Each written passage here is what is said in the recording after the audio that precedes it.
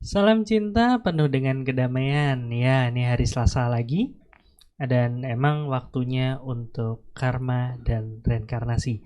Saya Rasto Mahotama di sini bareng sama Bunda Arsaningsih yang minggu lalu lagi absen.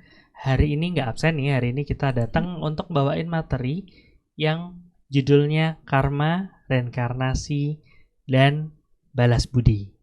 Cuman sebelum sapa Bunda, mungkin kita bisa tonton dulu intronya. Selamat datang di podcast Karma dan Reinkarnasi. Di podcast ini, Bunda Arsaningsih dan saya, Rasto Mahotama, akan membahas hubungan karma, reinkarnasi, dan kehidupan sehari-hari. Karena semua terjawab dengan karma dan reinkarnasi. Oke, ya tadi udah nonton openernya. Terus tadi udah banyak nih yang tiba-tiba koreksi, hutang budi atau balas budi. Mohon maaf, mungkin mindset saya lebih ke proses membayarnya daripada hutangnya. Makanya yang keluar balas budi bukan hutang budi. Cuman kita sapa dulu deh Bunda. Halo Bunda. Ya. Nih. Selamat malam Dr. Astu. Iya. Selamat malam Bapak Ibu semuanya. Ya, saya hari ini siap untuk sharing, berbagi. Setelah minggu lalu saya mohon maaf absen ya, jadi tidak bisa memadu acara karma reinkarnasi.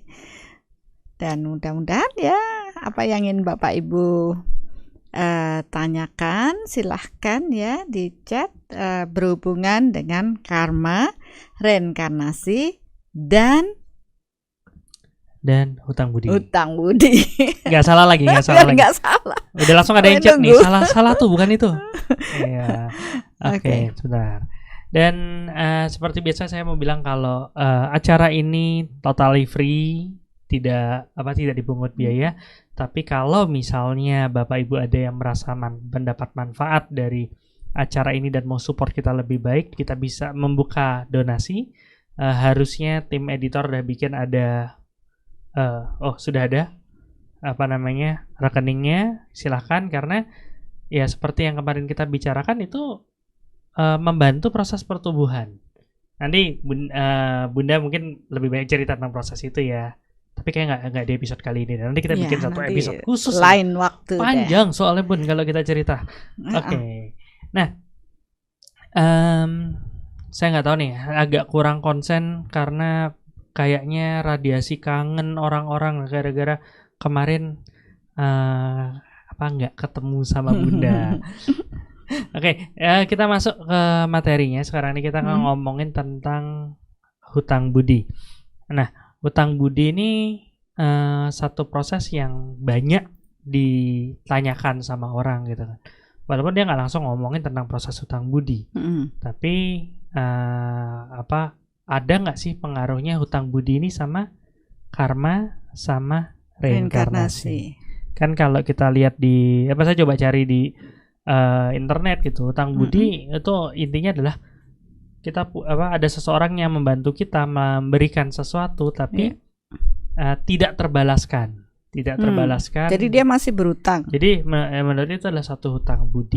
Nah, selain nanti kita buat diskusi untuk Bapak Ibu, kalau misalnya ada pengalaman, ada pertanyaan atau gimana, silahkan di chat. Nanti kalau ada yang sesuai atau gimana kita akan tampilkan. Nah, sekarang nih Bun, dengan proses hutang budi ini, di mana berhutang karena suatu kebaikan yang dilakukan oleh seseorang, pertanyaan simpel awalnya, ada nggak sih hubungannya sama karma dan reinkarnasi?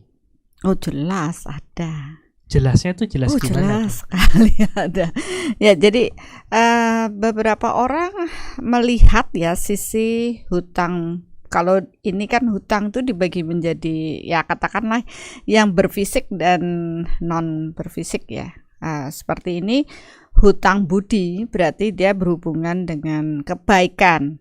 Kalau hutang duit ya harus dibayar dengan duit kan gitu ya, namanya berhutang. Bukan hutangnya si Budi ya? Mohon maaf kalau Hutang sama ada yang namanya Budi ya. iya. Oke, jadi kok ada yang bilang audionya Audionya agak ya. kecil, mungkin bisa dibantu. Ya, mungkin Kak Deva bisa bantu. Mungkin kita biasain dulu kali ya. Tes dulu. Oke. Apakah yang lain juga Biasanya harus audionya? dikasih pertanyaan, Bun, supaya kita gitu tahu ya, yang mana. ya. Bun aja deh nanya deh, Bun. Apa ya? Kalau itu Dokter Asto deh yang ngerti. Oke, kira-kira sudah oke, siap. Oh, sudah ada yang komen, Bun. Nama aku Budi, Bunda. Aduh, maaf ya Pak Budi ya. Kita nggak ngomongin Pak Budi, tenang, kita nggak ngomongin Pak Budi. Oke, kalau suara sudah, kita akan lanjutkan ya. Jadi kan masalah hutang ini banyak orang yang takut sekali dengan hutang budi kan gitu. Karena dia takut berhutang budi terhadap seseorang. Ya, nanti kalau ada orang melakukan sesuatu kebaikan, ada yang mengatakan kamu tidak boleh berhutang budi, kamu harus membayar hutang budi itu. Oke. Ya, karena itu nanti akan dibawa mati. Ya, katanya kalau hutang budi memang dibawa mati gitu ya. Jadi kenapa kalau di upacara kematian pasti di pihak keluarga selalu mengatakan apabila saudara mereka yang meninggal ini punya hutang piutang, tolong ya hubungi keluarga agar keluarga itu dapat menyelesaikan hutangnya. Ya, misalnya punya hutang di mana, itu diupayakanlah dengan keluarga untuk disampaikan dan keluarga menyelesaikan hutang. Kemudian kalau ada hutang ya permohonan maaf dari keluarga, ya kan, permohonan maaf itu kan berarti ada sesuatu kesalahan dari saudaranya yang meninggal ini, keluarga mewakili untuk proses meminta maaf. Itu sebenarnya juga bagian dari proses hutang-hutang piutang ini, hutang budi yang harus diselesaikan kan gitu. Nah, tapi apa yang beredar di masyarakat ini seringkali membuat kebingungan, malah menjadi suatu proses yang tidak terselesaikan dan kadangkala jadi menjadi beban bagi orang yang dimana dia diberikan kebaikan. Ya, ada orang berbuat baik pada dirinya, orang itu malah merasa, wah saya nanti bagaimana saya harus membalas budi ini pada bagian dari hutang yang harus saya selesaikan. Terus dia mulai galau atau bahkan harus berupaya lebih untuk bisa membalas hutang budi tersebut. Ya, jadi tiap menerima suatu kebaikan langsung, aduh gimana nih? Nanti jangan-jangan kalau saya terima saya berhutang. Gitu. Berhutang, ya. Padahal kalau mau kita kupas lebih dalam, jadi kan ini kenyataannya di masyarakat ya. Apalagi banyak orang yang gak enakan sudah hutang budi sama seseorang, misalkan nih, cari pekerjaan, dibantu dah dengan Pak Bos ya. Tadi bantu Pak Bos dapat pekerjaan. Akhirnya dia merasa sangat berhutang budi pada Pak Bos ini. Sehingga suatu ketika kadangkala ada juga orang yang nakal di situ. Kamu kan sudah saya bantu, sekarang kamu gantian bantu saya dengan melakukan hal-hal yang mungkin bertentangan dengan hati nurani kita. Dengan alasan ini bagian hutang budi yang harus saya bayar gitu. Kalau misalnya nggak dilakukan, dasar orang nggak punya nggak punya etika, nggak tahu terima kasih ya gitu. Nah itu dah. Tapi jadi, itu kan yang banyak ada nih di masyarakat. Tapi apa memang hutang budi itu seperti itu benar? Ya sebenarnya tidak seperti itu ya. Mereka kan hanya melihat di sesuatu yang kenyataan real yang dilihat dengan mata. Tentu penilaiannya akan menjadi buruk apabila ada suatu kepentingan gitu. Menjadi baik apabila ada ketulusan hati dalam proses sudut pandang orang yang melihat dalam proses hutang budi ini. Ya itu kan kembali ya kepada opini masing-masing orang, apa yang dia kesadarannya, apa yang dia pahami dengan proses ini. Ya, ini sudah banyak pertanyaan. Sudah banyak Bun, cuman mungkin dijelasin Oke. sedikit dulu nih. Tapi Dokter Asto ngumpulin pertanyaannya ya, saya nyeledet ini agak siap Bun. susah. Udah ternyata ada 572 pertanyaan. Oh iya. Oke. Mungkin bisa biar apa ya, biar semakin paham dulu secara garis besar seperti apa. Nanti baru kita coba nih, kira-kira kita diurainya seperti apa. Ya itu yang beredar di masyarakat, sehingga ada ya sama seperti saya dari kecil selalu diingatkan oleh orang tua saya, kamu lo harus ingat sama si bapak ini, dia yang bantu bapak dulu sampai bisa begini-begini kan itu. Sama itu loh, ditandai, istilahnya ditandai. Oh, dia sudah melakukan kebaikan untuk keluarga saya. Nanti anak keturunan ini juga harus baik sama dia gitu. Berarti hutang budinya menurun. Ya itu yang terjadi kan di masyarakat, sampai ada rasa yang tidak nyaman ketika ya oke lah, sebenarnya yang punya hutang budi itu sama bapak atau keluarga yang paham, sedangkan cucu keturunan kan tidak tahu ya. Tapi mereka merasa bahwa itu bagian yang harus diselesaikan, atau bahkan merasa seberapapun kamu melayani atau melakukan itu tetap menjadi hutang yang tidak terbalaskan. Oke, kan lebih serem lagi. Nah itu dia. Itu jadi beban gitu. Jadinya itu jadi khawatir kalau salah-salah nerima hutangnya banyak, hidupnya ambiar itu. Ya seperti itu. Ya itulah, makanya itu kan pemahaman-pemahaman yang ada di luaran ini menjadi satu menjadi satu proses yang membawa ketakutan, membawa jadi khawatir, jadi nggak bahagia kan gitu kan. Padahal mungkin sebenarnya tidak sampai se ekstrim itu. Bahkan ini kan ada nih yang Ayu Kartika Sari ya, Bunda padahal tidak mau berhutang budi karena rasa tidak enakan dan tidak nyaman, agar tidak begitu. Jadi berusaha sendiri dulu, malah dicap sombong. Bagaimana Bunda? Ya itulah yang banyak beredar di masyarakat kan. Karena dia sangat kekeh, saya nggak mau berhutang budi, karena selalu dari kecil ya didoktrin ya, jangan kamu sampai hutang budi sama banyak orang, nanti kamu berat, jadi usahalah sendiri dulu kan gitu. Ada yang kamu harus tunduk dengan apa yang dikatakan oleh keluarga A, karena dulu keluarga kita sangat berhutang budi pada keluarga A gitu. Nah, itu kan beban bagi kita. Sebenarnya bagaimana kita menyikapi hal ini? Ini yang saya rasa perlu diluruskan. Jadi nggak bengkok-bengkok, nggak bingung-bingung ya. Ya, ini kan kalau saya lihat pertanyaan-pertanyaan nih Bunda, sebenarnya kan kita bisa bagi dua nih, dari sisi penghutang sama sisi pendana. Baru tadi denger pendana. Baru tadi cerita pendana. Gitu. Orang yang memberi hutang sama orang yang dihutangi gitu. Dihutangin. Ya. Kalau misalnya tadi Bunda cerita kan, tiap ada satu kebaikan jadi khawatir nanti itu berhutang, itu berarti dari sisi penghutangnya kan.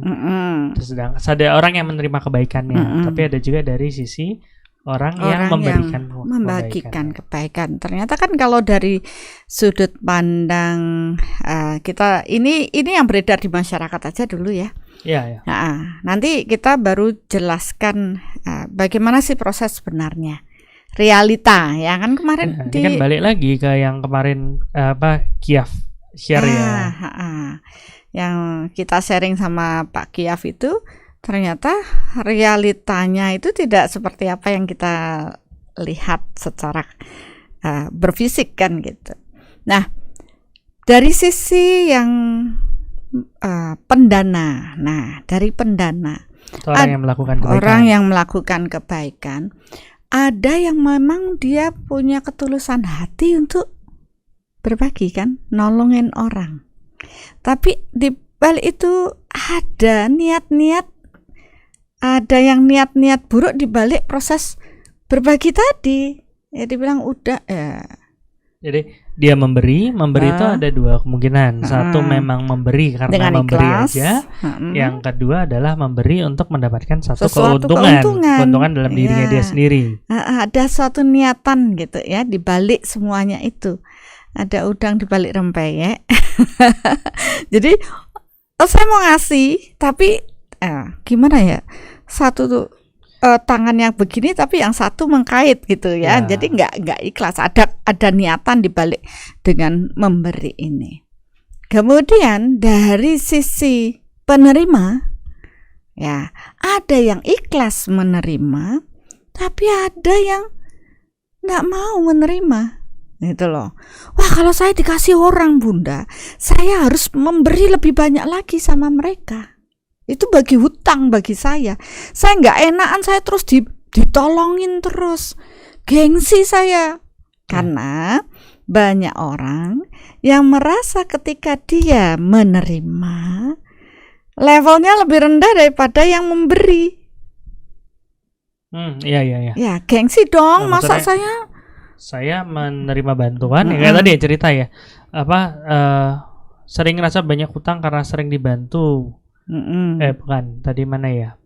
Padahal tidak nyaman agar gitu, akhirnya berusaha sendiri. Berarti kalau kita misalnya Bunda bilang, tak bantu ya, berarti kan Bunda lebih daripada saya, karena Bunda bisa bantu saya. Saya kalau saya bisa kerjain sendiri ya berarti ya itu achievement saya gitu. Iya, karena saya tidak mau gengsi dong, saya masa dikasih. Kalau bisa memberi kenapa harus menerima? Saya merasa rendah dengan proses menerima. Akhirnya dia berupaya sendiri. Tapi orang melihat, ih kamu sombong, kemampuan kamu nggak bisa, tapi kamu tetap kekeh dengan upaya kamu yang sendiri tadi. Ya kan sombong jadinya. Ini sebenarnya ada cerita menarik sih. Waktu itu saya sempat ikut satu seminar di Singapura. Oh, yang waktu itu. Ya di Singapura, dan si pemateri itu bilang gini, banyak banget orang bilang memberi lebih baik daripada menerima. Itu diambil dari bahasa Latin, gitu kan? Tapi bahasa Latin itu sebenarnya salah terjemahan. Yang benar bukan memberi lebih baik daripada menerima, tapi bersyukurlah bila kamu berada dalam keadaan bisa memberi, dan berharaplah supaya kamu tidak perlu meminta. Misalnya seperti kata sebenarnya itu seperti itu, tapi begitu diterjemahin terjadi perubahan penerjemahan yang akhirnya jadi lebih baik memberi daripada menerima. Padahal kalau dipikir-pikir, bayangin semua orang cuma mau memberi. Ya, menerima siapa? Nah, itu dia. Ya, oke, itu dilihat dari proses ini kan sudah terlihat nih rasa-rasa apa sih yang terjadi ketika ada hutang budi, kemudian beban, ya, belum lagi ada udang di balik rempeyek. Oh, saya beri kamu, saya bantu kamu ya. Oh iya, tapi nanti habis itu setoran sama aku. Nah, kan belakangnya nggak enak gitu loh. Ada sesuatu di balik itu semua, tidak dilakukan dengan ketulusan hati. Ya. Jadi disinilah kita melihat banyak permasalahan dalam proses hutang budi ini, karena orang tidak paham dengan konsep hutang budi yang sesungguhnya, hutang piutang ini. Nah, saya ingin mengajak Bapak Ibu, mari kita terbuka ya, pahami proses.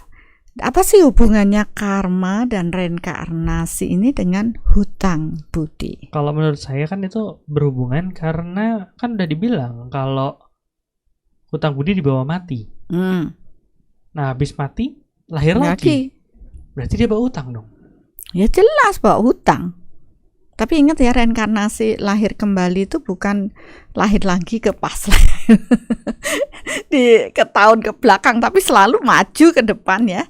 Nah, Dari proses ini pun ya, hutang yang dibawa dari proses past life akan dibawa pada kehidupan yang akan datang. Ya, ini sudah benar, hutang budi ini akan dibawa mati ya. Dan di sini kenapa semua yang saya ceritakan tadi berhubungan dengan keluarga, ya menyelesaikanlah agar tidak terjadi penumpukan hutang budi yang tidak terselesaikan. Banyak orang kan mengatakan, ayo kalau pas nagih hutang, ayo hutangnya harus dibayarkan daripada hutang nanti kamu bawa ke liang kubur kan gitu. Nah, itu alasan untuk nagih hutang, nakut-nakutin gitu. Tapi kalau kita paham dengan proses ini, maka kita akan berkesadaran dalam menyelesaikan proses hutang-hutang kita dan paham kenapa kita harus menerima dari orang yang berdana tadi, orang yang berdonasi kepada kita dan tidak merasa beban dengan proses tersebut. Oke. Ya, oke. Sampai sini ya paham ya, Dokter Asto ya, Bapak Ibu juga. Nah, sekarang kita flashback nih, balik ke pembelajaran awal. Pada saat kita ada dalam kehidupan saat ini, kita pasti bertemu dengan banyak orang, ya. Dan kita tuh bukan makhluk yang sifatnya hidup sendiri. Manusia itu tidak bisa hidup sendiri. Manusia itu makhluk sosial, di mana dia harus berinteraksi dengan banyak orang. Ya, kenapa? Kalau dia manusia yang hidup sendiri, coba bayangkan, dia misalkan mau pergi, dia harus pakai baju, padahal baju ini urusannya panjang sekali, ya kan, itu makanya dia butuh interaksi banyak orang. Mau makan nasi, dia butuh petani dan semuanya. Interaksi sosialnya ini sangat diperlukan. Tapi ini menurut saya adalah hal yang baik ketika manusia menyadari bahwa dalam proses berinteraksi sosial ini pasti ada hukum yang berlaku, yaitu tabur tuai tadi. Ya, dengan memberi kita akan menerima. Itu prosesnya seperti itu, untuk memastikan bahwa ini nanti ketemu sama ini yang nolongin, ini yang berbagi kan gitu.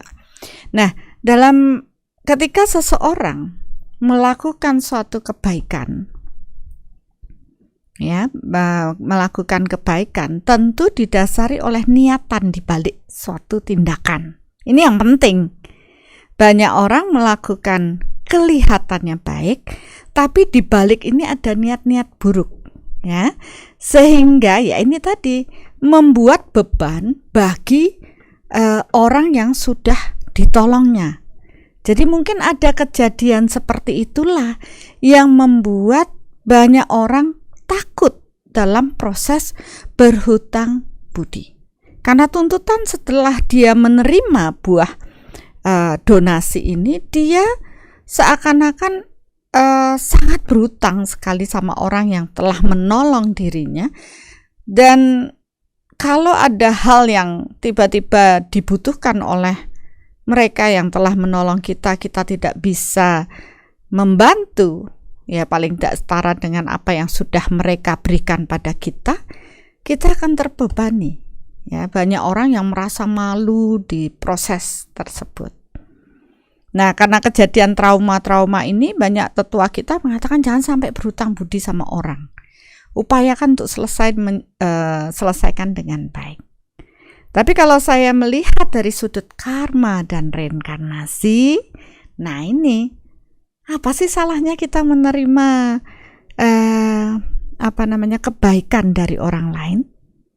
Karena kalau kita paham dengan hukum alam ini, hukum energi, hukum tabur tuai, nggak ada orang yang tidak ada sebab, ya. Semua ada sebab, ada akibat, kan? Sebabnya apa? Kenapa ada orang yang sangat baik pada kita, memberi, berbagi sama kita? Kalau dilihat dari proses past life, pasti ada tanaman baik yang dulu kita tanam pada mereka, sehingga mereka datang pada kehidupan saat ini untuk berbagi kepada diri kita. Nah, berarti kan kita harus ikhlas juga dalam proses menerima. Berarti itu orangnya bukan utang ya? Berarti kita punya piutang budi sama dia. Betul. Berarti sesuatu yang kita terima itu belum tentu bikin hutang budi, tapi bisa aja orang lain lagi bayar hutang budi. Benar.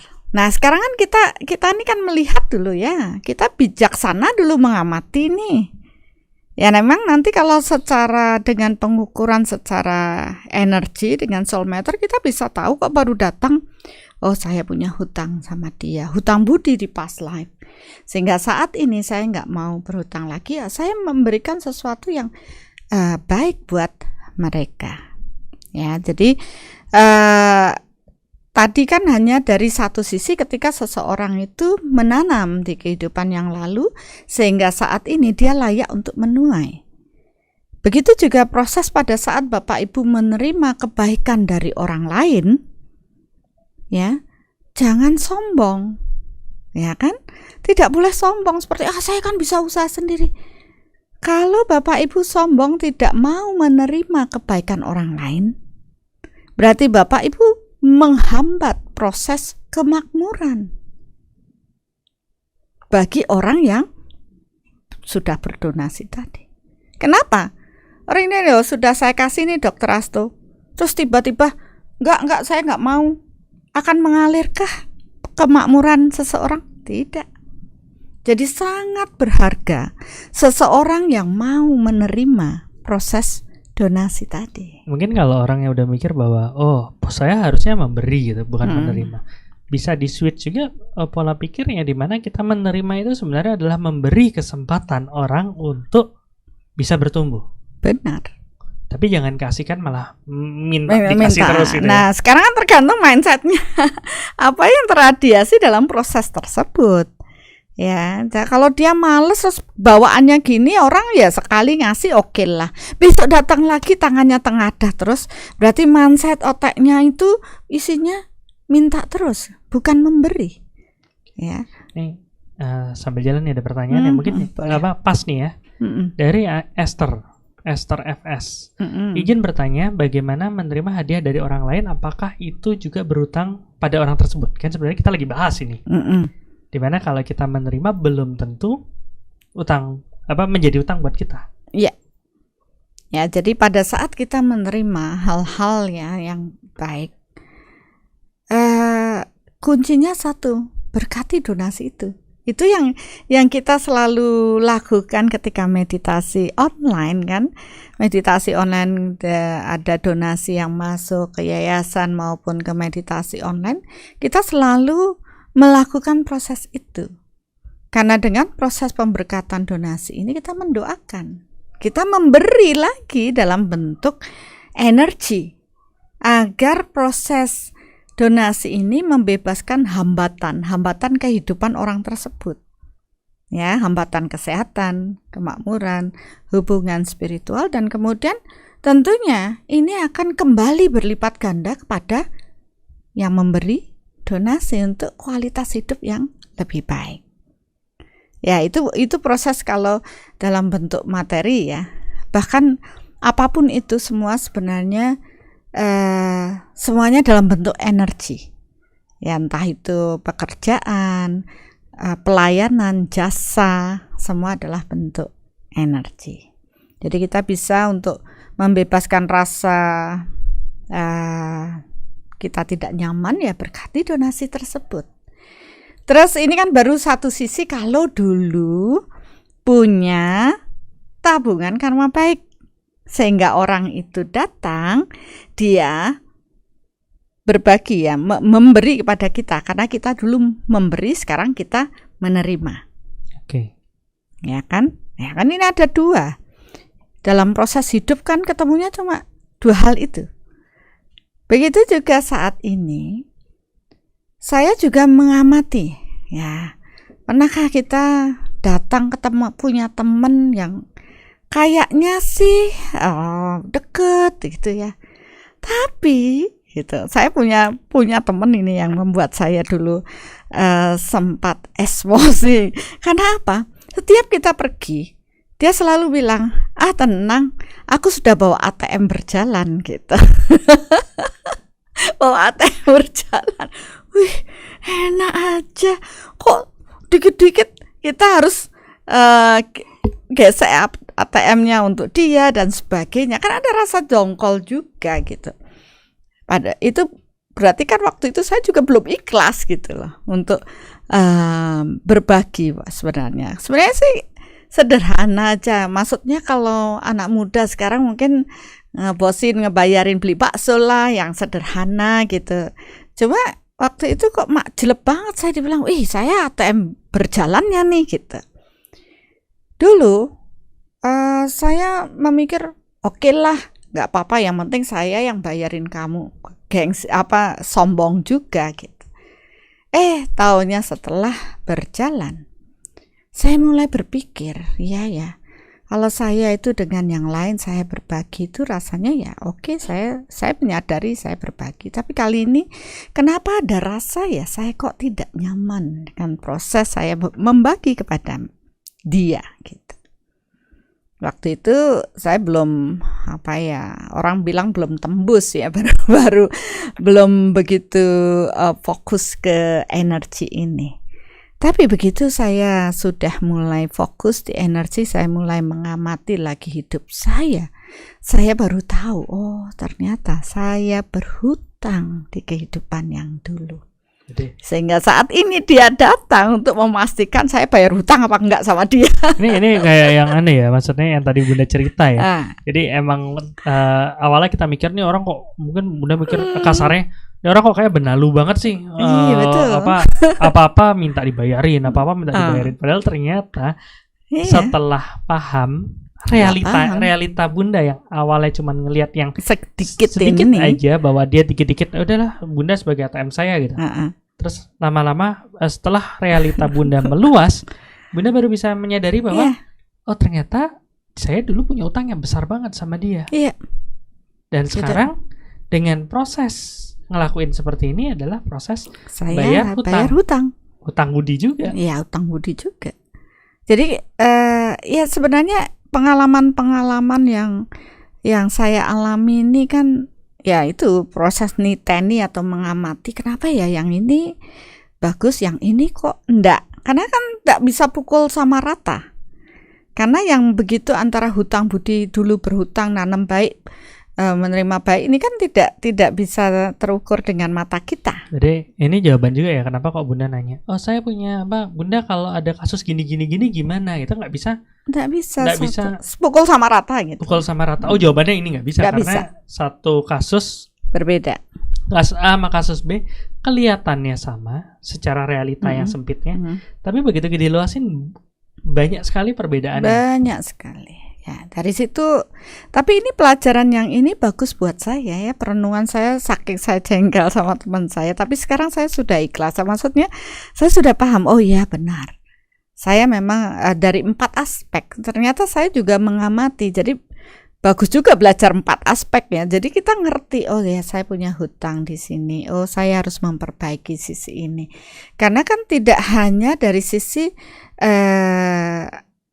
kemakmuran aja, itu yang tadi bicarain masalah ATM itu kan duit ya, hutang di kemakmuran yang dulu yang tidak terselesaikan, dan sekarang dia datang, ya saya harus membayar hutang saya, termasuk orang yang mencuri atau orang yang menipu dan sebagainya, itu bagian dari proses pembayaran hutang juga. Pernah juga soalnya ketemu sama orang yang tiap bisnis selalu ditipu orang.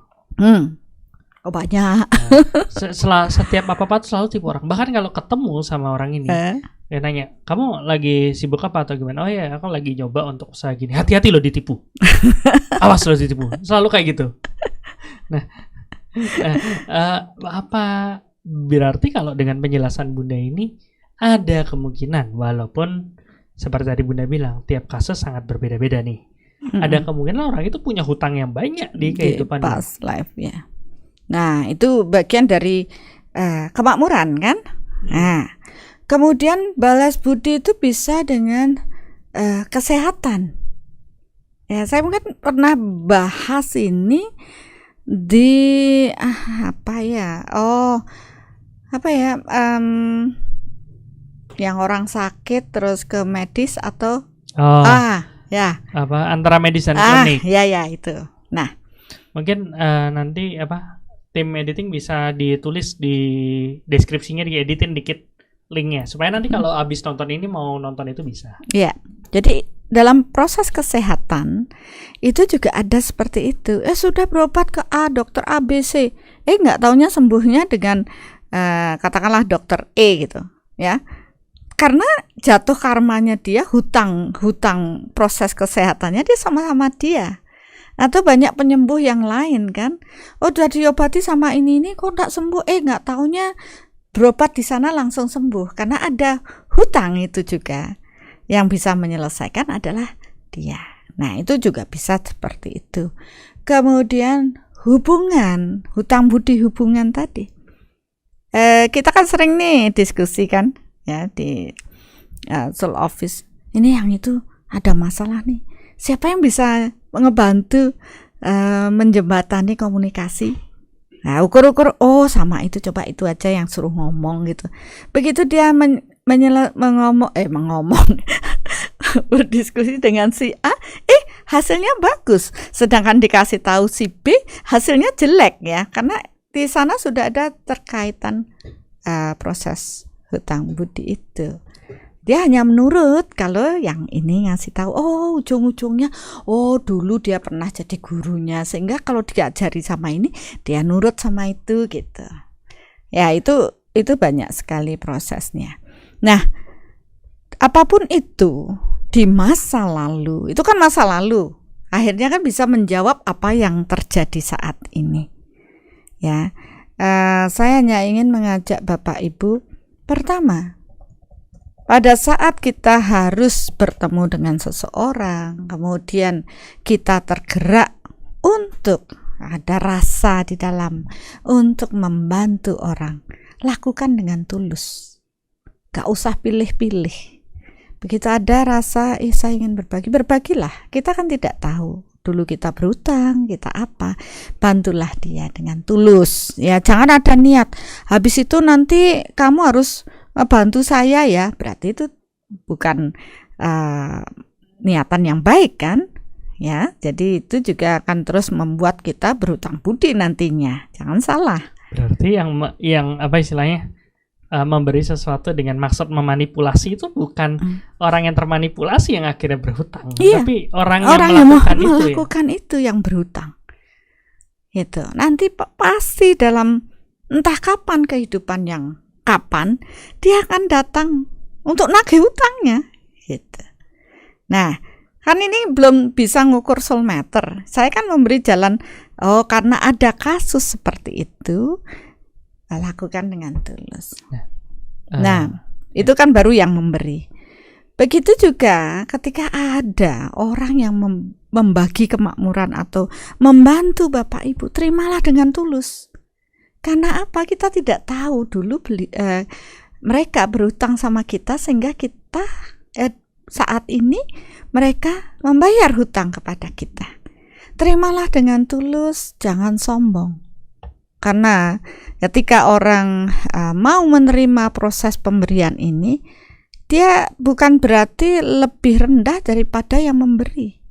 Coba bayangkan, tidak ada yang menerima, bisakah proses donasi berjalan? Tidak.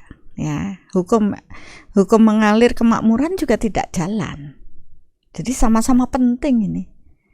Nah, begitu kita menerima, terimalah dengan tulus dan jangan lupa berkati. Doakan. Ya, doakan untuk segala apa yang diberikan pada kita itu kembali berlipat ganda. Ya, kepada yang memberi donasi kepada kita, sehingga di sini pun kita tidak berhutang gitu loh. Secara energi itu sudah langsung terselesaikan. Oke.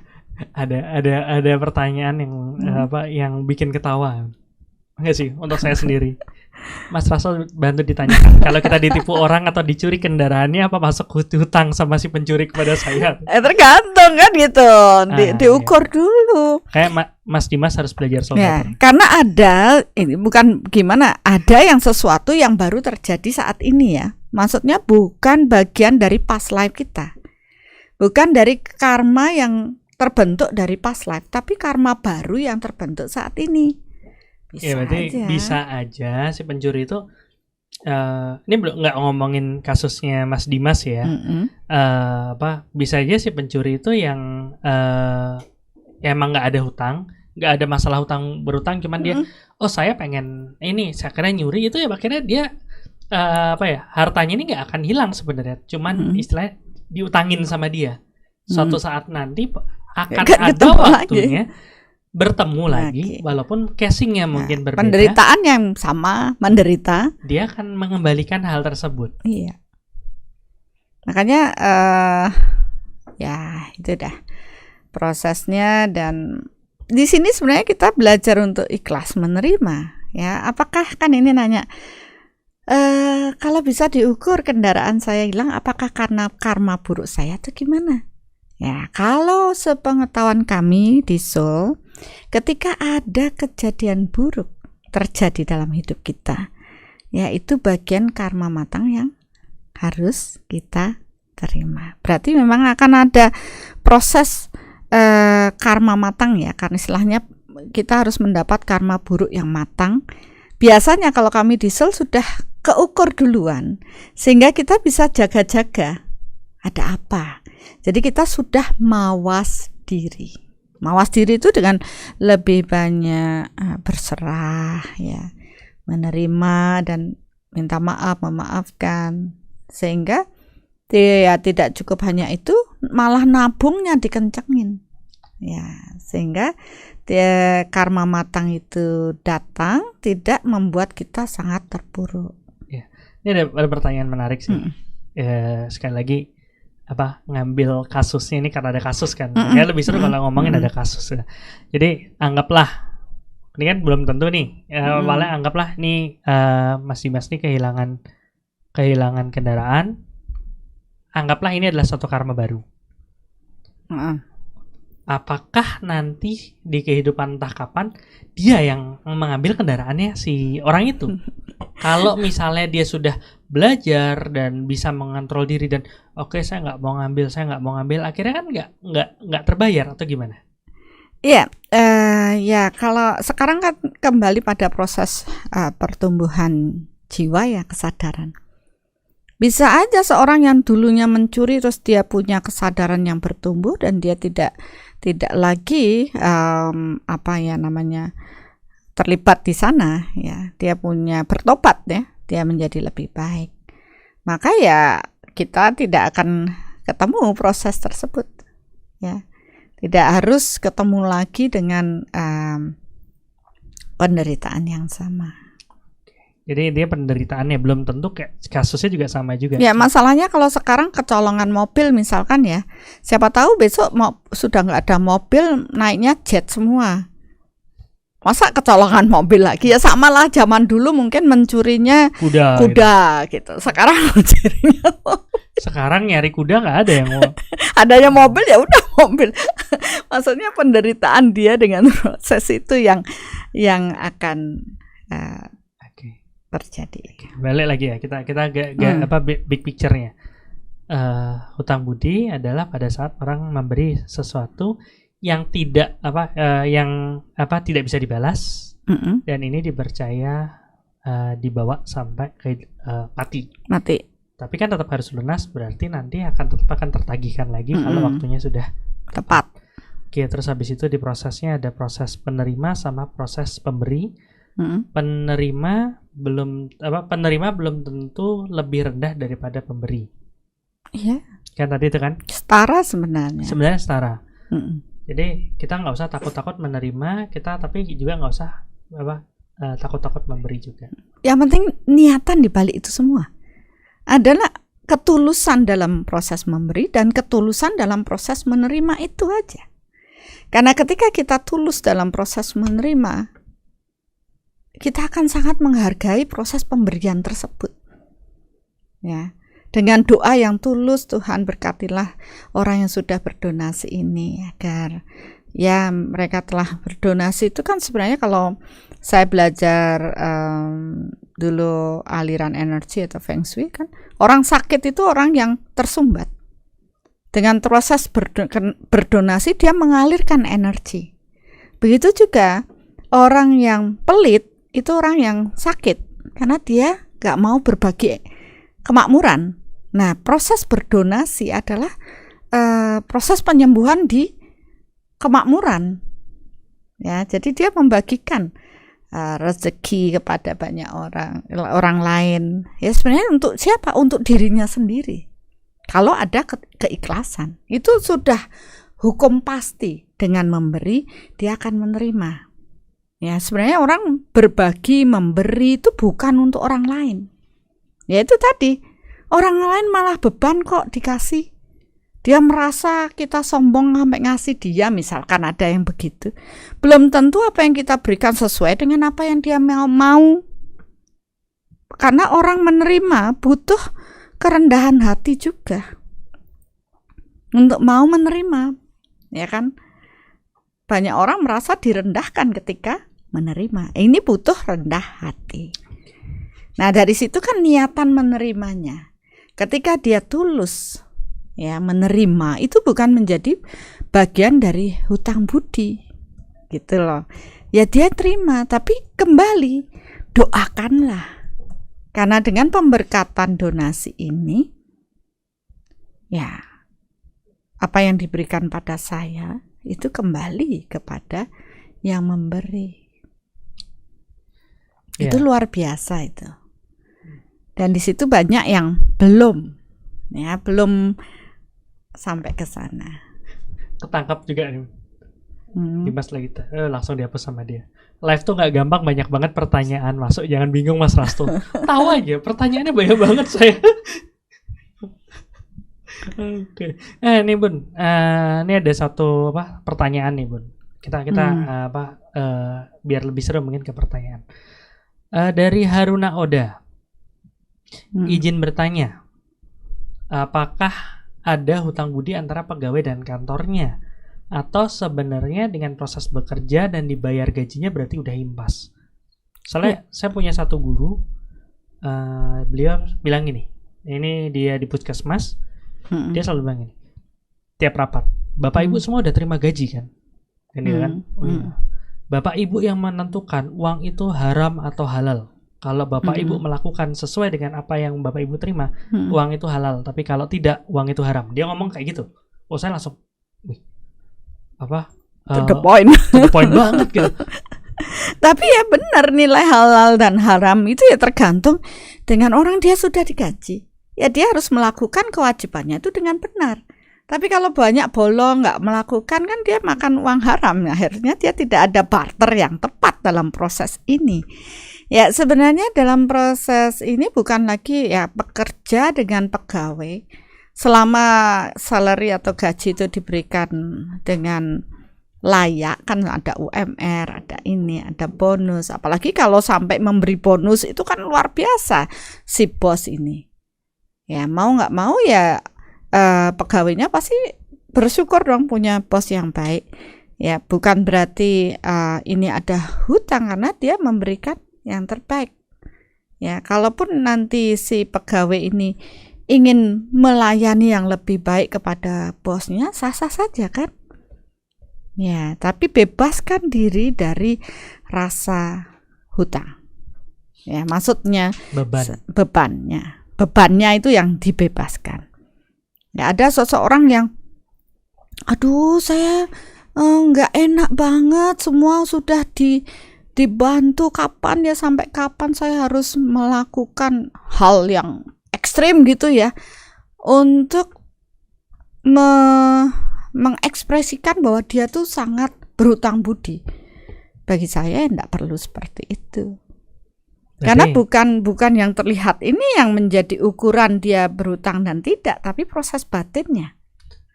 Berarti kan walaupun orang itu ingat apa enggak dengan proses hutangnya, itu sebenarnya udah tercatat gitu ya maksudnya. ada malaikat gitu mana ya? Ya enggak lah, yang di alam ini yang secara energi ya tercatat. Ya tapi kan kembali yang menentukan tuh tadi keikhlasan tadi. Keikhlasan memberi, keikhlasan menerima. Dan jangan lupa ya, bagi yang berdonasi, hukumnya sudah pasti dengan memberi akan menerima. Walaupun tidak, jangan berpikir kalau saya ngasih si A, saya ngasih Dokter Hasto, nanti Dokter Hasto harus ngasih saya segala macam. Ya, itu sudah mengurangi nilai donasinya. Ya, itu sudah tidak tercatat sebagai proses hutang budi. Ya, kalau nantinya karena ada niatan buruk di balik itu. Ya, kemudian dari proses yang menerima ya dia bersyukur, berterima kasih ya. Dan ingat, dengan mendoakan bahwa semuanya itu ya memang akan kembali kepada yang berdonasi, itu sudah pasti. Jadi itu satu hukum yang sudah pasti, sesuatu yang nggak usah dipikir-pikir lagi. Nggak usah dipikir-pikir lagi. Hukum memberi menerima itu sudah pasti untuk mereka yang melakukan hal kebaikan pada banyak orang. Nah, itu. Bagi yang menerima pun, ya, bagi yang diberi, ikhlaslah menerima, karena kalau tidak ada yang menerima, hukum memberi menerima tidak akan berjalan. Bersyukurlah mereka yang dapat menghargai segala bentuk pemberian orang lain, ya, dengan keikhlasan dan kerendahan hati. Nih, pertanyaan lagi. Iya, pertanyaannya banyak banget. Saya emang benar-benar pusing sih. Cuman kita coba jawab sebisa mungkin.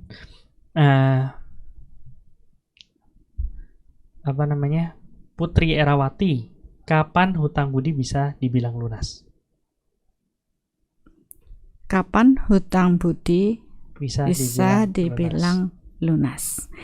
Ya, saya tidak bisa melihat ini secara berfisik lunas dan tidak. Ya. Tapi secara energi itu akan terukur.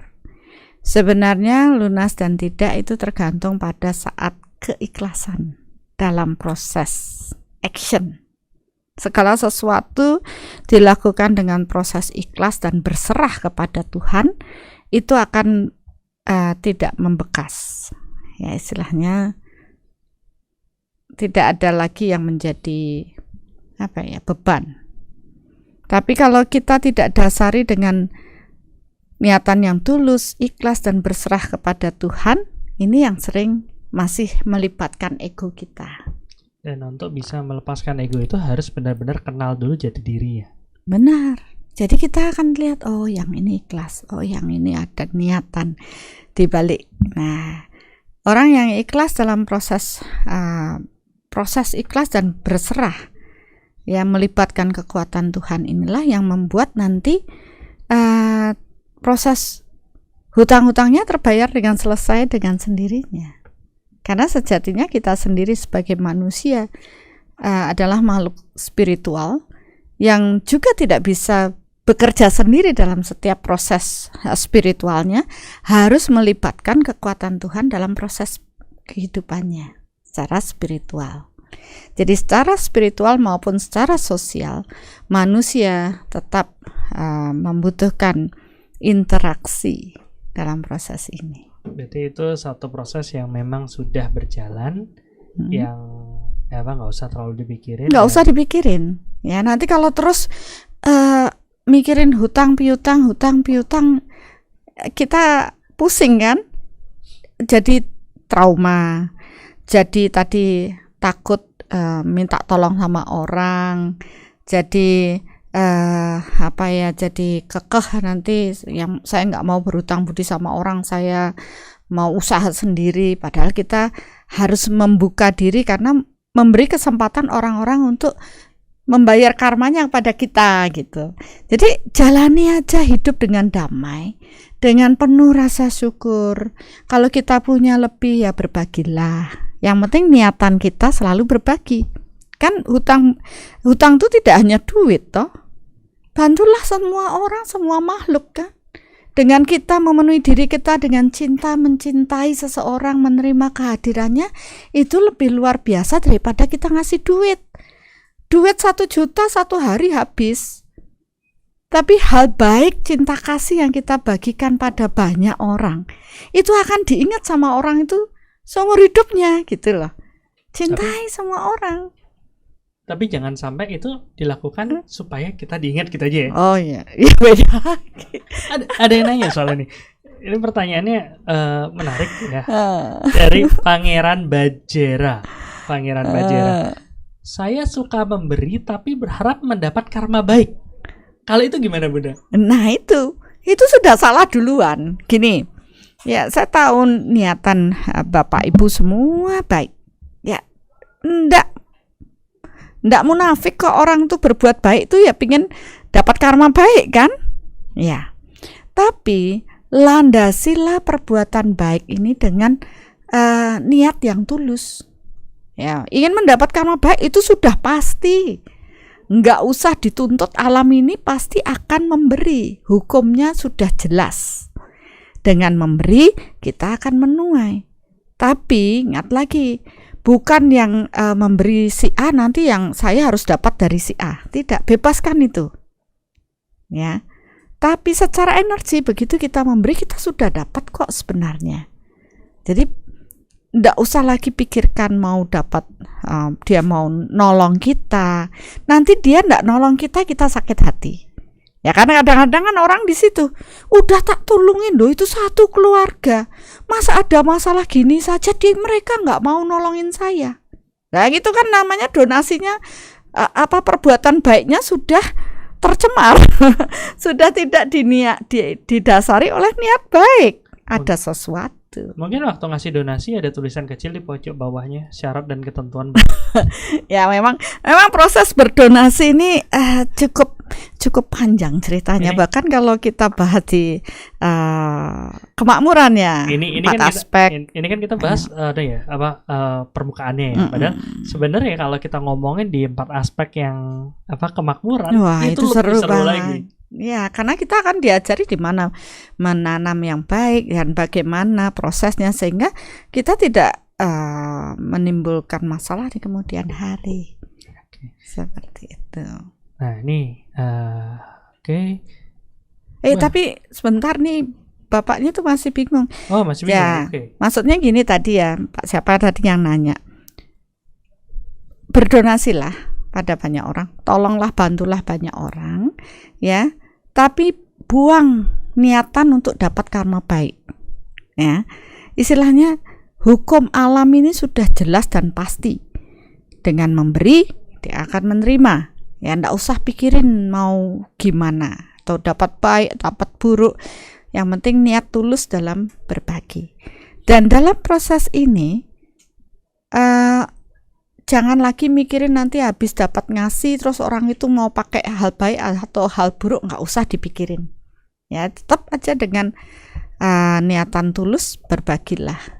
Dan bagi orang-orang yang menerima, nggak usah terbebani dengan proses ini.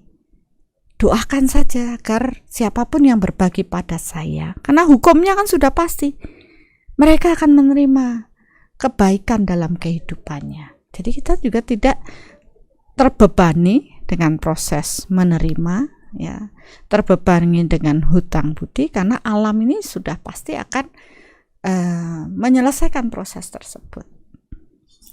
Gitu. Kecuali kita mengambil hak-hak orang lain, sudah pasti nanti hak kita akan diambil. Jadi lakukan secara padanya tanpa usahakan jangan sampai mengambil hak orang lain. Seperti itu. Ya.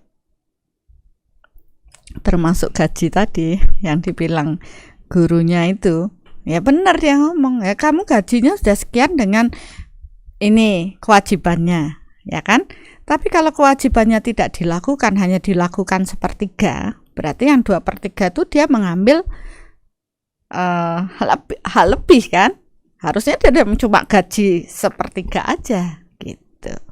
Oke, ya tadi ngomongin nih gaji nih. Kalau misalnya nih si bosnya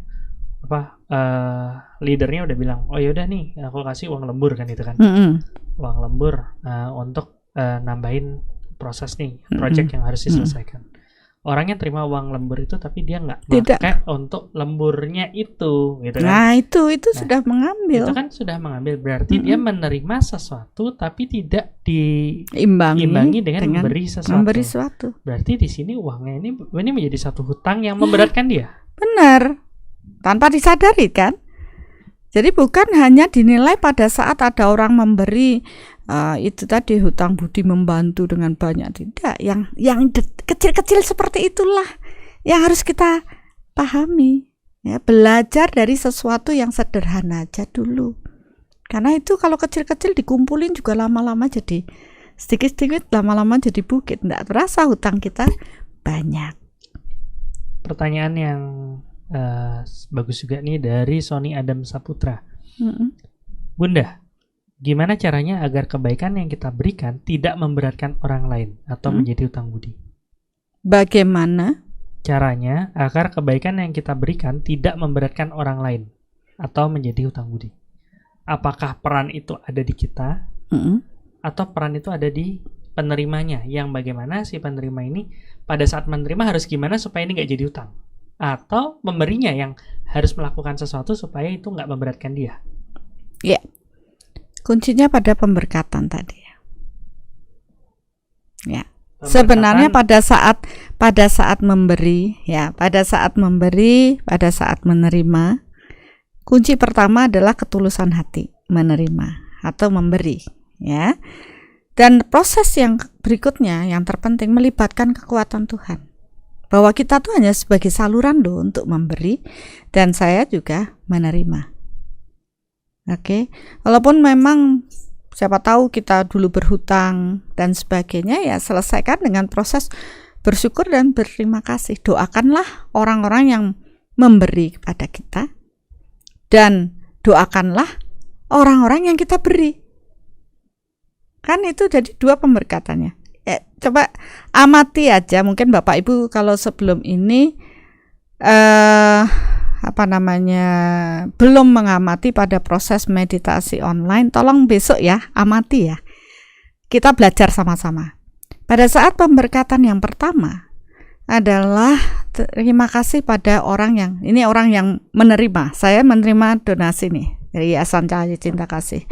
Terima kasih atas donasi yang sudah kepada kami. Biarlah donasi ini membersihkan semua hambatan buruk ya untuk kesehatan, kemakmuran, spiritual, hubungan pada orang yang berdonasi. Ya, jadi kita doakan. Oke. Kalau sudah didoakan, kita mendoakan Dr. Hasto misalkan. Habis itu kita doakan juga donasi ini supaya donasi ini dapat memberikan hal yang baik untuk kita.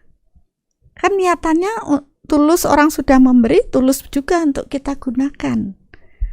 Ya, jadi dua-duanya menjadi sesuatu yang penting. Dulu saya tidak sampai sepaham itu. Tapi sekarang ketika mau berdonasi ya saya doakan juga donasi ini. Ya, mungkin bahkan ada beberapa, saya melihat tetua kita ketika dia mau menyumbang, maaf ya, ada tradisi mau menyumbang tuh uangnya ditaruh, diubun-ubunkan dulu dengan niat, oh saya Tuhan, saya berbagi untuk mereka, kemudian baru berdonasi. Itu saya pernah melihat sampai saya bengong, oh ada ya, tapi ya itu bagus. Cuman kan balik lagi Bun, pada saat kayak gitu dia benar-benar penuh hati atau ya kan ya itu udah semuanya itu niat dibalik suatu tindakan. Kalau kita tidak belajar soul meter kan niatnya itu enggak terlihat, tindakannya saja yang terlihat gitu. Pertanyaan lagi Bun, Sandi Damayanti, Bunda, artinya rasa kita bisa salah kalau nggak terukur dengan soul meter. Ya iyalah. Bagaimana cara menyikapi rasa-rasa seperti itu dengan benar kalau kita belum bisa soul meter, Bunda? Please jangan jawab belajar soul meter. Walaupun itu jawabannya. Okay. Bukan seperti itu ya. Jadi ya menurut saya supaya kita tahu ukurannya itu ya rasa di dalam diri kita pada saat memberi dan saat menerima itu harus bersyukur dan ikhlas, itu aja. Berarti kalau waktu kita mau memberi kita mikir, aduh Kasih nggak ya? Aduh, kasih. Habis dikasih. Nah itu belum nih kelas. Pas Ini ada tanya Hendra, malam Bunda, saya mau tanya, jika saya ada niat menolong orang dengan kemampuan saya, tapi kemudian kemampuan saya terbatas, dan orang yang minta tolong malah minta lebih, bagaimana sebaiknya kita bersikap? Ya tegas, saya punya segini ya sudah. Itu aja kan selesai. Seringkali orang Indonesia nggak enakan gitu. Ya ini loh, ada yang minta Mas Vario yang dari kemarin tuh loh. Coba Dr. Rasto, kasihan loh, saya nggak direspon sampai nangis. Coba pertanyaannya dulu deh.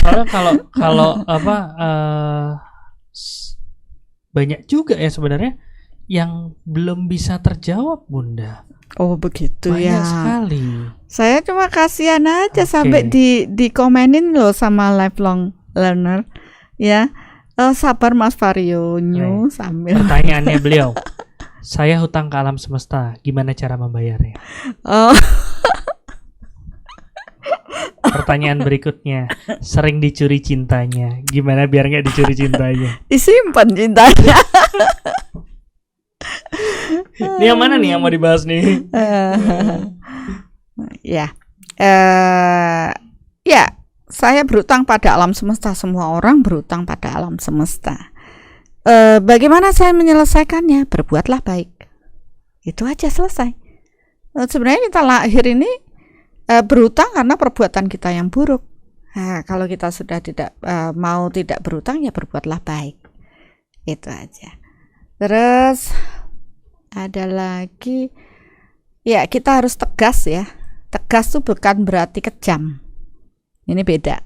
Banyak orang dalam proses ini nggak enakan hati. Nggak enakan, saya hutang terus, saya terus dibantu. Lawang dibantu ya terserah yang mau bantu kan. Ya, apalagi memang butuh banget. Ingat, dalam proses ini semua sama punya kepentingan ya.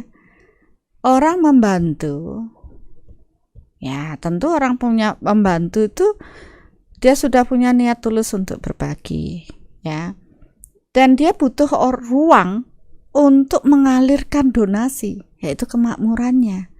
Sebenarnya orang yang berdonasi sebenarnya mencari jalan untuk dirinya untuk berkemakmuran lebih baik. Nah, kalau yang dibantu nggak mau karena sombong, karena merasa tinggi hati, ya berarti dia menghambat kemakmuran orang yang hendak berdonasi. Jadi bebaskan rasa nggak enakan, terimalah dengan ikhlas dan doakan. Ya, apalagi memang butuh, bilangnya nggak enak karena gengsi. Ya, itu harus dibebaskan, dilepaskan. Terus kita juga harus tegas. Kalau tadi udah pingin ngasih banyak, sudah dikasih loh, ngasih hati ngerogoh rempelo. Mau kasih, sudah dikasih hati ngerogoh rempelo, mintanya kok lebih gitu. Ya kita sudah tahu niatan dibalik semua itu, orangnya nggak pantas dikasih lebih, ya sudah. Saya cukup punya itu aja. Kalau mau lebih dari itu ya silahkan tempat yang lain. Kita harus tegas tapi penuh cinta gitu loh. Terus ya kita itu jangan kelihatan pinter tapi bodoh gitu. Maksudnya diatur terus sama orang lain dengan ini, dimanfaatkan begini karena kita terlalu baik hati. Karena saya pernah digituin, kamu ini loh baik hati tapi bodoh gitu. Terlalu baik hati akhirnya bodoh gitu. Bodoh istilahnya, saya niatannya bagus, membantu tapi dimanfaatkan oleh orang lain. Ya kita juga harus waspada. Ya, jadi sebenarnya dalam proses memberi menerima akan lebih baik lagi kalau kita punya nanti pemahaman yang lebih,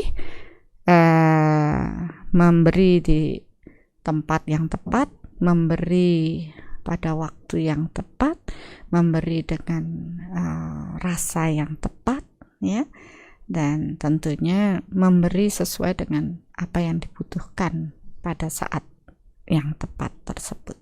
Orangnya juga harus tepat. Nah, ini pembahasannya akan cukup panjang. Ya, ini kan seperti ini Soma bilang, pembahasannya seru banget, live-nya bisa lebih dari 2 jam ini. Ya mungkin memang penjelasan kita ini belum cukup dalam ya. Sebenarnya kita harus banyak belajar dengan kasus-kasus yang sederhana yang sehari-hari kita temui agar kita mampu menata hidup kita ke arah yang lebih baik.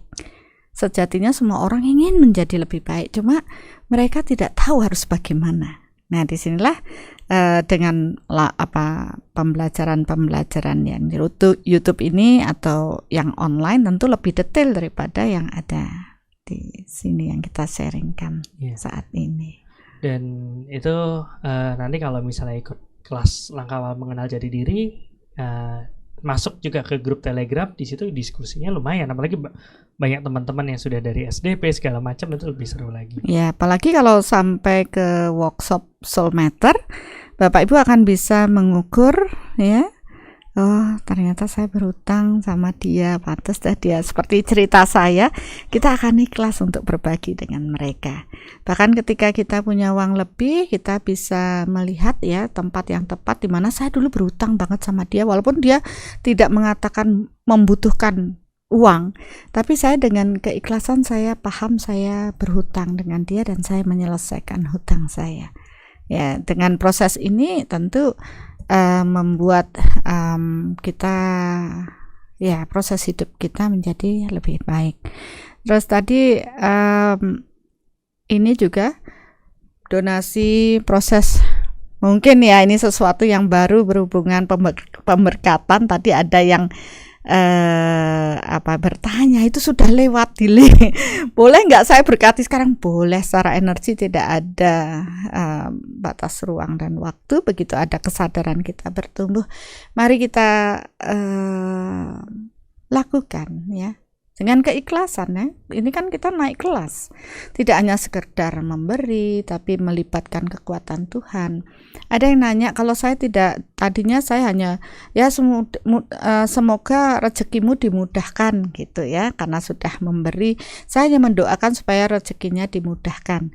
Tapi kalau sekarang Bapak Ibu sudah paham dengan melibatkan kekuatan Tuhan, powernya tentu doa akan jauh lebih besar ketika melibatkan kekuatan Tuhan, maka doa kita untuk rezeki mereka dimudahkan akan lebih powerful, sehingga kehidupan mereka pun akan menjadi lebih baik.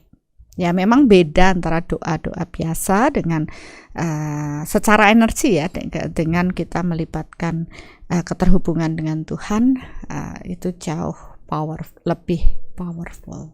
Ya, itu yang biasa Bunda sebut dengan proses power kan? Iya. Jadi mengelola diri gimana untuk ningkatin powernya. Ya, sekali lagi mohon maaf banget untuk pertanyaan-pertanyaan yang udah masuk. Ini kalau kita bahas semua bisa sampai besok pagi ya. Iya, Bapak Ibu, saya juga melirik ini kalau pertanyaannya banyak sekali. Terima kasih ya, berarti dengan Bapak Ibu sudah bertanya, mulai terbuka wawasan kita. Enggak apa-apa, nanti kita akan terus berlanjut toh, program ini akan terus kita lakukan ya, dengan tujuan ya membuat Bapak Ibu terbuka secara kesadarannya bertumbuh menjadi lebih baik. Tapi mungkin kalau yang di YouTube kita tidak bisa pembahasan yang dalam, mungkin kalau memang tertarik bisa langsung ke kelas-kelas online-nya. Dan harapannya bisa nyampe ke workshop Soul Matter. By the way, mungkin banyak juga yang penasaran kira-kira kayak gimana sih workshop nih. Kebetulan dapat bisik-bisik dari, nggak mungkin bisik-bisik juga ya, makanya ini nggak kedengeran. Cuman dapat chat juga dari tim di situ yang katanya ada satu cuplikan keseruan Soul Matter. Mau nonton nggak nih teman-teman? Mau. Ya, kita play aja dulu trailer gimana sih perasaan, bukan trailer ya, maksudnya sharing dari teman-teman setelah mengikuti workshop Soul Matter.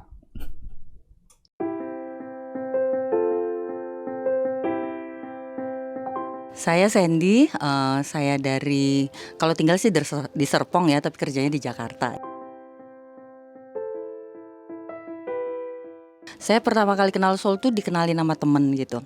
Jadi saya nggak ngerti kenapa ya. Saya tuh sebetulnya udah jarang kontak sama teman saya ini, tapi tiba-tiba saat saya berada dalam kekacauan hidup saya ngerasa berantakan. Tiba-tiba teman saya ini kontak saya gitu loh. Sandy, kamu ada apa? Katanya gitu kan gitu. Terus enggak sih, saya bilang gitu pertama gitu, tapi akhirnya cerita kan gitu. Terus akhirnya dia ngajakin meditasi online gitu. Terus coba deh lihat-lihat YouTube Bunda katanya. Pas saya lihat YouTube Bunda itu sebetulnya udah sering berseliweran YouTube Bunda itu, karena saya kan searching nih, karena hidupnya lagi kacau. Saya searching apa sih, kenapa sih saya gitu. Sebetulnya udah sempet ada gitu loh lewat YouTube Bunda itu, tapi saya waktu itu belum klik. Dan akhirnya saya klik YouTube Bunda. Ya sehari bisa 3 YouTube saya tonton itu. Oh, kok saya menemukan sesuatu ya di sini gitu loh.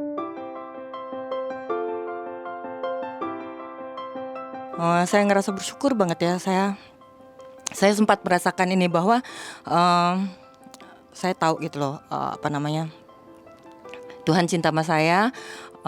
Saya tahu saya ada artinya di dunia ini gitu loh, bukan cuma sekedar ada di sini, enggak sih, tapi ya kita semua pasti berarti di dunia ini.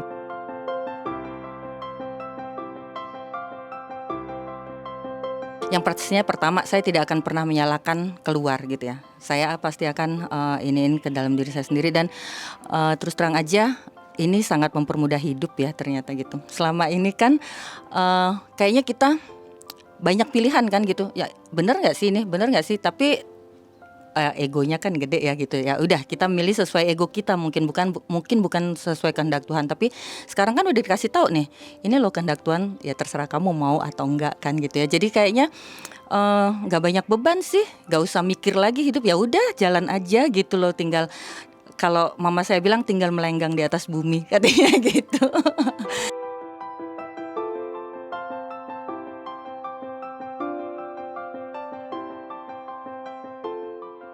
Untuk teman-teman, untuk semuanya, saya sih berharap untuk keluarga saya juga sendiri gitu ya. Ini nih sesuatu yang luar biasa. Ini sesuatu yang seharusnya semua manusia tahu gitu lah. Karena kalau dengan tuntunan seperti ini, manusia tahu gimana seharusnya menjalankan hidup. Harusnya bumi ini memang bisa menjadi berkat gitu ya. Akhirnya kerajaan Tuhan di atas bumi ini memang akan terjadi. Mari bertumbuh bersama. Soul is solution.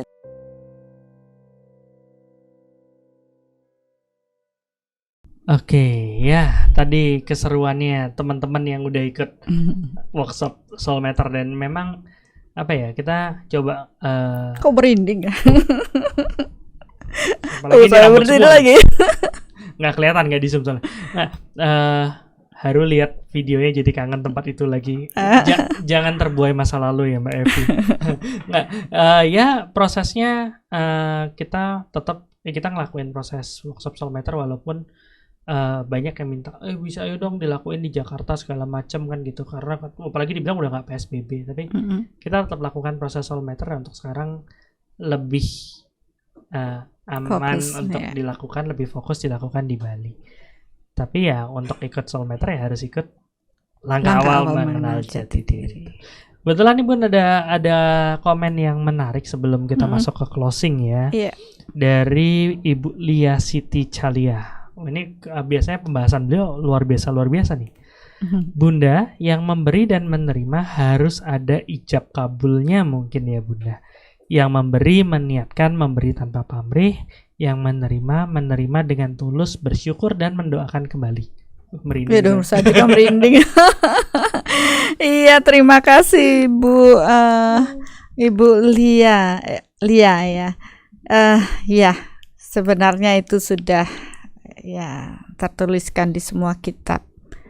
Cuma kita yang tidak membaca kitab suci itu butuh kecerdasan spiritual yang cukup tinggi. Kalau tidak ya hanya kata-kata lewat.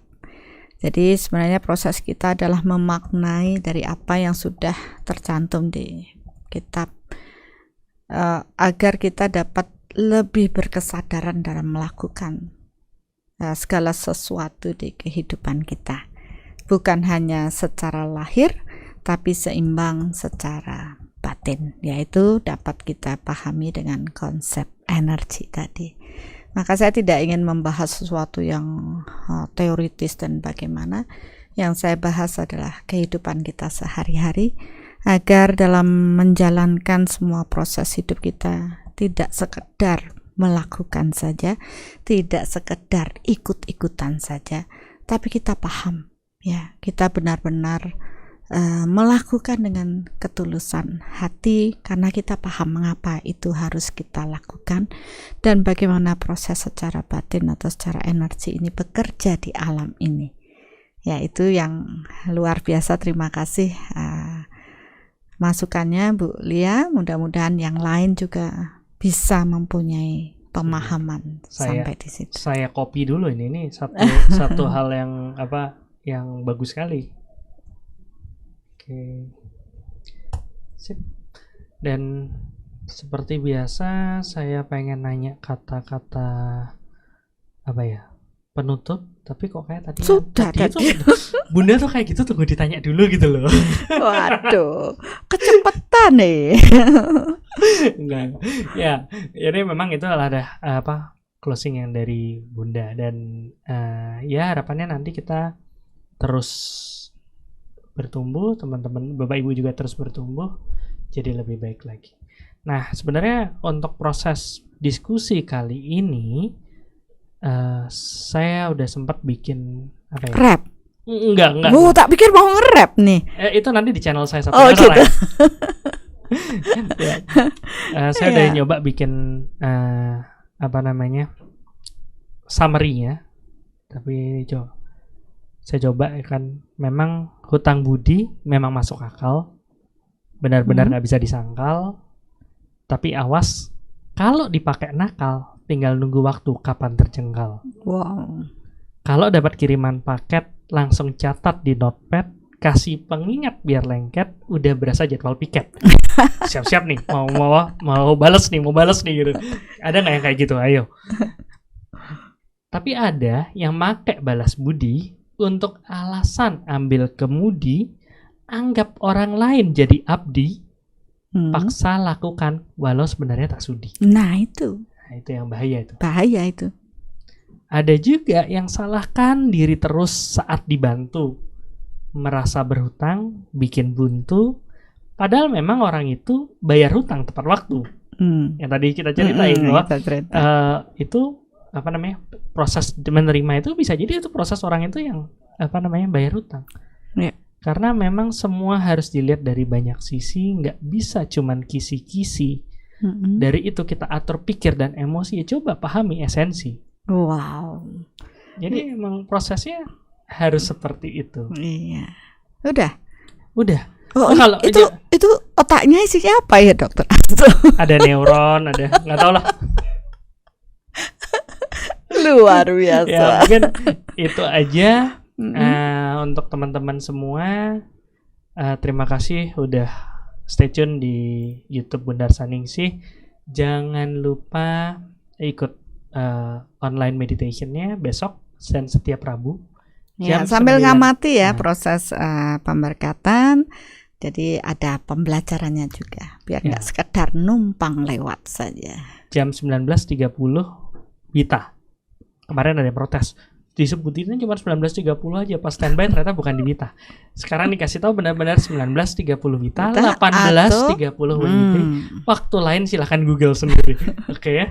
Jadi tetap itu, nanti kita juga akan upload audionya ini ke podcast di Spotify, bisa didengerin.